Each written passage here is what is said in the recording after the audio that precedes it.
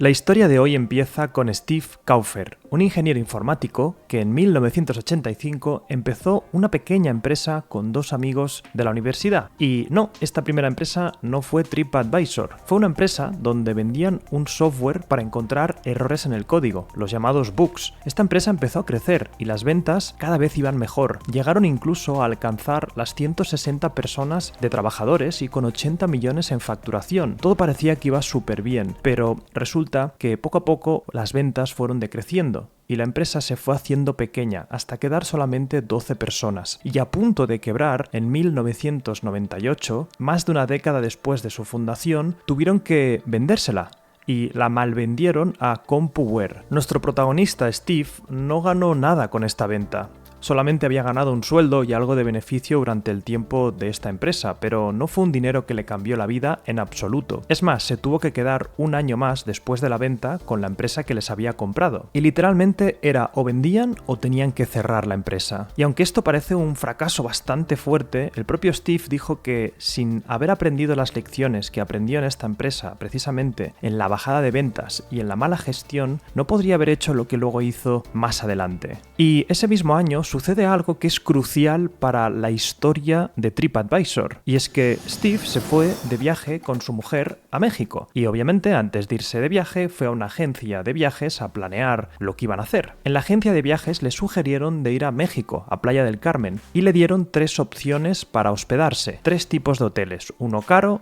uno barato y uno medio. Les enseñaron fotos de cada uno de los hoteles y un pequeño panfleto para que pudiesen ver la información. Steve y su mujer le dijeron a los de la agencia que se lo tenían que pensar y volviendo a casa en coche, Steve le dijo a su mujer que claramente iban a escoger la opción más barata. Aún así, la mujer le dijo, oye, haz una búsqueda por internet para ver si al menos cumple nuestros estándares mínimos de calidad.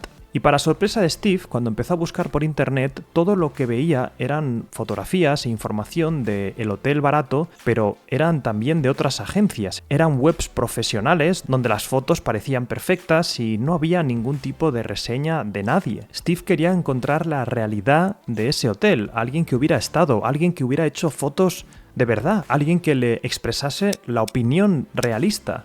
Pero no encontró nada, y siendo lo cabezota que era Steve, se obsesionó en los siguientes días por encontrar la información más veraz posible. Lo que hizo fue bastante inteligente. Se puso a buscar palabras claves negativas para poder encontrar lo que no era de agencia de viajes. Por ejemplo, le dijo al buscador, dame las búsquedas, pero sin las palabras oferta, sin las palabras agencia o sin las palabras fax. Porque en la mayoría de webs donde había un fax en esa época es porque eran webs profesionales de agencias. Empezaron a salir entonces resultados de usuarios y blogs pocos conocidos, precisamente de gente que había estado en ese hotel, con fotos mucho más realistas. Oye, nada que ver el sitio con las fotos de las agencias. Parecía terrible, las opiniones eran realmente malas, y gracias a estas opiniones, Steve y su mujer pudieron escoger el hotel medio en vez del más barato. Habían conseguido planear su viaje no gracias a la agencia, sino gracias a una opinión de un extranjero en internet. A la vuelta del viaje, su mujer le dijo, oye, quizás podrías hacer algo para ayudar a la gente a que encontrase estas reseñas y planease sus viajes. Hay un problema claro y no ha habido una solución muy buena. Y tú has encontrado una forma de buscar información relevante en internet. Steve dijo que ya se lo pensaría. De momento, cogió la idea que le había dado su mujer y la puso en un cajón. Recordemos que Steve acababa de salir de un emprendimiento de más de 10 años donde las cosas no habían acabado bien. Dejó pasar el tiempo, se relajó, pensó y hubo un día que dijo, oye, quizás esta idea que me ha planteado mi mujer no es tan mala. Así que al final se lió con la idea. Por ese entonces, que era 1999, un año después de haberse vendido la primera empresa, el sector de los viajes por internet era un sector que estaba creciendo bastante.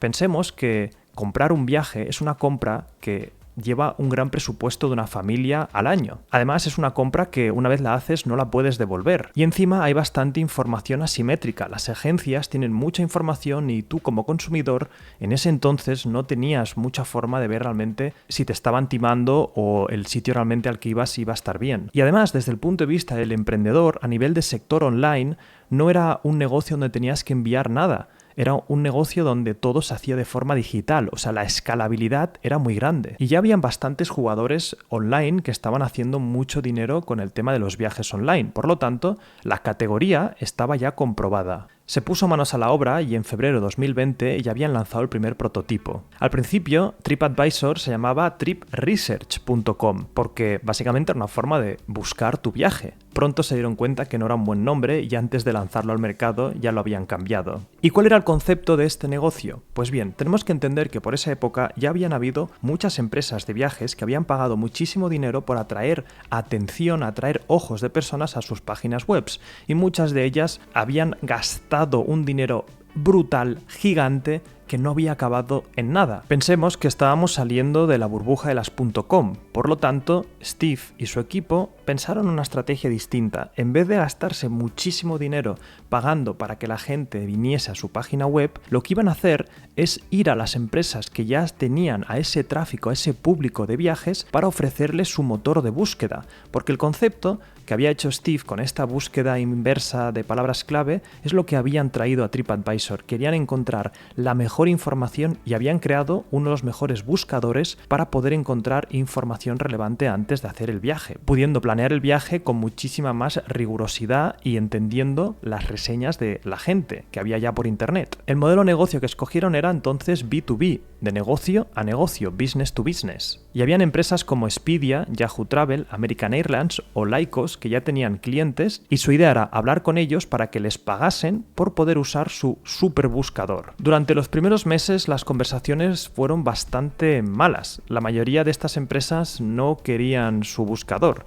Es más, hubo un momento donde Yahoo Travel se pensaba que lo que querían realmente era pagarles a ellos por poner su buscador en su web. Y cuando se dieron cuenta los de Yahoo Travel que no querían pagar, sino que era al revés, que querían que Yahoo les pagase a ellos, les dijeron que ni de broma, que esto no iba a suceder. Para poder desarrollar el producto y esta primera comercialización, trajeron como cofundador a Langley Steinert, quien les ayudó también a levantar dinero. Consiguieron 1,2 millones de financiación con el que poder empezar esta empresa. Y también trajeron a Nick Shani y Tom Polka para que les ayudasen con el desarrollo del producto como cofundadores. Pero como te estaba contando, este modelo de negocio no estaba funcionando, aunque después de unos cuantos meses consiguen a su primer cliente y a mediados de 2001, un año más o menos después de haber empezado el negocio, consiguen que Lycos, que en ese momento era uno de los buscadores más grandes de la época, les pagase. Pero con una pequeña condición: en vez de pagar por cada búsqueda, que es un poco lo que querían los de TripAdvisor, pagarían la mitad de la facturación de los anuncios que pusieran cuando la gente buscase en el buscador de TripAdvisor. Cada trimestre les mandarían un cheque con la mitad de la facturación de todos estos anuncios. Como te puedes imaginar, estaban felices, contentos, ya hemos salvado la empresa, por lo menos vamos a poder pagar las facturas de lo que nos cuesta, que más o menos en esa época estaban gastando unos 60.000 al mes. Pero justo ese septiembre de 2001, como todos sabremos, el 11 de septiembre hubo el atentado a las Torres Gemelas. Y esto fue un golpe tremendo para las empresas que estaban en el sector de los viajes. Steve en ese momento dio las gracias de que al menos tenían a Lycos como cliente y dentro de poco llegaría ese primer cheque que más o menos les mantendría a flote. Y de repente, cuando llega el primer cheque, va a leer Steve cuánto han conseguido de la mitad de la facturación y son $500. ¿Cómo que $500? Steve estaba tranquilo, esto debería ser un error. Lo que hizo es llamar a Lycos y le dijo: oye, ha habido un problema porque nos ha llegado un cheque de $500. Esto no tiene sentido. Y desde Lycos le dijeron que sí, que era lo que le estaban pagando, $500. Y que ya les dijeron que, bueno, que no se hicieran tantas expectativas. ¡Wow! ¿Tú te imaginas que de repente pasa el 11 de septiembre, tienes una empresa dentro del sector de los viajes y te llega el cheque que pensabas que por lo menos sería de $50.000 porque Lycos era uno de los buscadores más grandes del momento y el cheque es de $500? Obviamente Steve se sintió completamente estafado, pero ¿qué podían hacer? Era Lycos. Y preguntando y buscando se dieron cuenta de lo que había pasado, porque Steve dijo: oye, yo he visto un montón de anuncios dentro de nuestro buscador en vuestra página, ¿qué está pasando? Y los de Lycos le dijeron que sí, que habían muchos anuncios, pero la mayoría de anuncios eran anuncios de otros productos de Lycos, como Lycos Finanzas, Lycos Juegos, Lycos Búsqueda. Y cuando sí tenían un anunciante que pagaba, lo ponían en estos otros productos, en su buscador principal, no lo ponían en el de TripAdvisor. Y obviamente estos anuncios que Lycos ponía en su propio producto no pagaban. Claramente había un problema de modelo de negocio y las expectativas no habían quedado claras. Steve cortó la relación y dijo: tenemos que cambiar el modelo de negocio. Estuvieron probando diferentes modelos hasta que se dieron cuenta que tenían que abrir su buscador al público en general, dejarse de eso del B2B, dejarse de ir simplemente a empresas. Y una vez abierto este buscador, siendo lo bueno que era, resulta que empezó a funcionar. La gente empezó a consultar su página y al poco, cuando vieron que tenían un tráfico de calidad, que estaba buscando reseñas de los hoteles, de los diferentes destinos turísticos, dijeron: oye, ¿y si vamos ahora a las empresas que ya tenemos esa relación de haber contactado con ellos, como por ejemplo Expedia, y les vendemos clics, les vendemos estos clientes potenciales? Expedia dijo que perfecto, que no habría problema. Como solamente tienen que pagarles por los resultados, llegaron a un acuerdo de pagarles 50 céntimos por cada clic que venía de la página de TripAdvisor a Expedia. Y ese mismo mes vendieron 20.000 clics por $10.000. Este modelo parecía que funcionaba muy bien, era un modelo de afiliación. Pero antes de continuar con el vídeo, déjame que te cuente algo que seguramente va a cambiar la forma en la que gestiones tus negocios o emprendimientos. Se trata de Finom, una plataforma digital europea creada especialmente para emprendedores como tú y como yo. Nosotros ya la usamos y realmente ha sido una pasada. Puedo gestionar todo desde mi móvil u ordenador, abrimos una cuenta en menos de 24 horas, sin filas ni papeleo, todo 100% digital. Además te ofrecen un IBAN español completamente operativo para transferencias locales e internacionales. Finom ofrece servicios a pequeñas empresas, corporaciones, startups, autónomos y compañías en proceso de registro. Casi cualquier forma jurídica es elegible. Te permite optimizar tus finanzas, ahorrar en contabilidad y acceder a reportes claros de ingresos y gastos. Además puedes gestionar todo desde su app ultra segura. La empresa está autorizada y regulada por el Banco Central de los Países Bajos. Y otra cosa súper interesante es que te devuelven hasta un 3% de cashback en todas tus compras con Apple Pay y Google Pay, incluso hasta un 0,5 ilimitado en el plan Enterprise. ¿Y por qué escoger Finom a diferencia de un banco tradicional? Pues este neobanco funciona exclusivamente en línea, sin oficinas físicas, lo que permite mayor rapidez en procesos, reducir costes y ofrecer comisiones más bajas o inexistentes. Finom incluye decenas de herramientas que van a ayudarte a simplificarte las finanzas empresariales. Así que si buscas agilizar tus finanzas y enfocarte en lo que realmente importa, que es tu negocio, te recomiendo probar Finom con el link de la descripción y el primer comentario. Puedes abrir una cuenta en menos de 24 horas. Gracias a Finom por patrocinar este vídeo. Llamaron entonces a otras empresas que también vendían hoteles, vuelos, etc. y generaron alianzas de afiliación. Y con pocos clientes ya tenían un modelo de negocio bastante rentable. Además, no se casaron con ninguno, por lo que los usuarios podían hacer clic en más de un enlace hacia una empresa distinta. Es decir, alguien hacía clic en un hotel, alguien hacía luego clic en otro para comparar y TripAdvisor ganaba 50 céntimos con cada uno de estos clics. En marzo de 2002 estaban ya generando $70.000 al mes, con pocos beneficios porque recordemos que tenían solamente $60.000 de gasto. Y a partir de entonces no pararon de generar beneficios hasta la pandemia. Pero eso es una historia para más adelante. Y pensemos que hasta ahora TripAdvisor no dejaba a sus usuarios dejar reseñas, solo usaban la información que estaba ya en internet, como por ejemplo de la Lonely Planet, de Fedora, otra revista y otra información que habían estado buscando. E internamente dijeron: oye, ¿y si dejamos que los usuarios también dejen sus reseñas? Lo testearon y mucha gente empezó a hacerlo. ¡Wow! Habían descubierto el User Generated Content, que la gente realmente hiciese esas reseñas dentro de la plataforma. En vez de TripAdvisor ser un buscador de reseñas por fuera, ahora dejaban que la gente lo hiciera en su propia aplicación. Se dieron cuenta que los usuarios además no querían ver las reseñas de revistas o de contenido ya especializado, sino que querían ver las reseñas de otras personas. Y con este modelo en mente, de reseñas, de que la gente viniese a su página web, tenían que ir más rápido que nunca. Por lo tanto, aceleraron el marketing, empezaron a hacer un montón de SEO, empezaron a también poner SEM, que es pagar directamente a Google para atraer tráfico, y sobre todo incentivaron muchísimo estas reseñas, porque cuantas más reseñas habían, sería muy difícil competir con ellos. Pensémoslo, a más tráfico, más reseñas, a más reseñas, más tráfico. Tenían un volante de inercia increíble. ¿Y cómo hacían esto? Lo primero de todo es darle las gracias a la gente que dejaba las reseñas. Lo segundo es darle efusivamente las gracias a la gente que dejaba reseñas.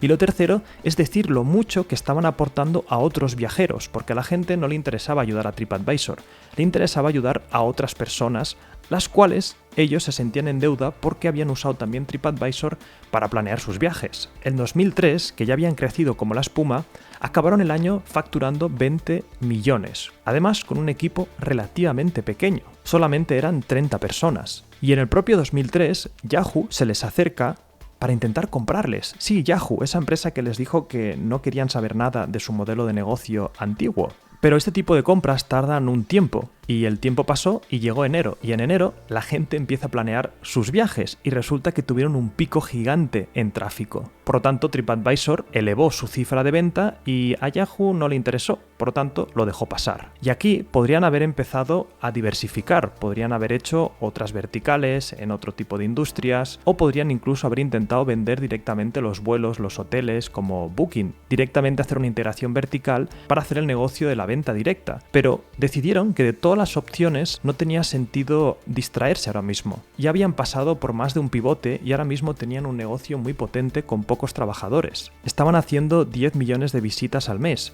por lo que pensaron, oye, si multiplicamos por 10 las visitas, seguramente multiplicaremos por 10 la facturación. Y así fue, en vez de centrarse en muchas cosas a la vez, se centraron en simplemente hacer que su volante de inercia funcionase mejor. Más visitas, más reseñas. Fue una expansión tan rápida que al año siguiente les vino una oferta de compra de Expedia, uno de los clientes que les estaba pagando por la afiliación. Les puso encima de la mesa 200 millones y aceptaron la venta. Pensémoslo, en tan solo 4 años habían creado un negocio que se vendió por 200 millones. ¿Y fue una buena venta? Pues a nivel económico seguramente no, porque TripAdvisor a día de hoy ya vale miles de millones. En concreto, 2.065 millones. Pero la pregunta es si hubiesen podido llegar a estas cifras sin su compra. Esto no se puede saber, por lo tanto simplemente nos quedamos con que lo hicieron muy bien y muy rápido. Aunque para Steve no todo es un camino de rosas, ese mismo año su mujer, Caroline, fue diagnosticada con cáncer de páncreas y en 2005 lamentablemente falleció. Steve se quedó con 4 niños a su cargo, quedándose como el único padre. Hizo todo lo posible para lidiar con la venta de la empresa y también con el fallecimiento de su mujer, pero consiguió hacer los malabares para poder ser un buen marido y también estar presente en la venta de su empresa. Steve, después de la venta, se quedó como director general y ha continuado hasta 2021. Durante este proceso han crecido muchísimo comprando diferentes empresas como Viator, TheFork, Flipkey, Cruise Critic, Bokun, Housetrip, Citymaps, Jetsetter, y en 2020 todos conocemos lo que pasó con la pandemia y tuvieron uno de sus peores años. Aún así, no sé si te acuerdas, pero Steve no era la primera vez que había estado en una empresa que no iba del todo bien, y sacando esas lecciones de su primer emprendimiento, tuvo la cabeza fría para reducir el personal, dejar el equipo con poca gente, sabiendo que se iba a recuperar todo una vez acabase el tema de la pandemia, pidieron dinero prestado para mantenerse a flote, enfocaron otra vez la empresa y fue una de las empresas que tuvo una pronta recuperación una vez se acabó el confinamiento. En 2021 anunció que dejaría su cargo como director ejecutivo y a día de hoy Steve está feliz porque encontró a otra mujer con la que también tenía otros 4 hijos por su lado, se casaron en 2012 y durante todo este tiempo ha contribuido enormemente a fundaciones relacionadas con la enfermedad de su mujer, siendo un caso de éxito y un emprendedor al que admirar tanto en su parte profesional como personal. Y hasta aquí el caso de hoy. Ya sabes que si quieres emprender te puedes suscribir a nuestra newsletter donde te voy a revelar un negocio que puedes copiar a día de hoy, o por lo menos inspirarte, te lo dejaré también en la descripción y nos vemos en el siguiente vídeo. ¡Chao!